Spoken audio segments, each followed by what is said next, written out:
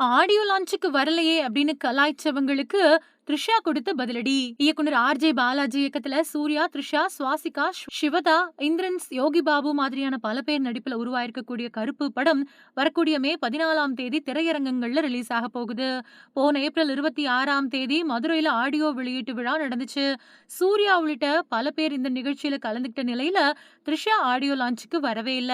இந்த நிலையில கருப்பு படத்துல த்ரிஷாவோட பிரீத்தி அப்படிங்கிற கதாபாத்திரத்தை அறிமுகப்படுத்தக்கூடிய விதமா படக்குழுவினர் வீடியோ ஒண்ண வெளியிட்டாங்க.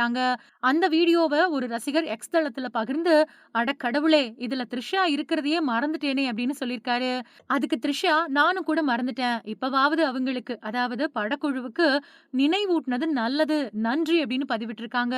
அதே பதிவுல இன்னொரு ரசிகர், ஆடியோ வெளியீட்டு நிகழ்ச்சிக்கு வராதத பத்தி கிண்டலா, "ஆடியோ லான்ச்சுக்கு வராத உனக்கு இந்த நக்கல் எல்லாம் தேவையா?" அப்படின்னு கிண்டல் அடிச்சு பேசியிருந்தாரு. அதுக்கு த்ரிஷா, "எனக்கான அழைப்பிதழ் தபால்ல தொலைஞ்சு போச்சு போல" அப்படின்னு பதிவிட்டிருந்தாங்க.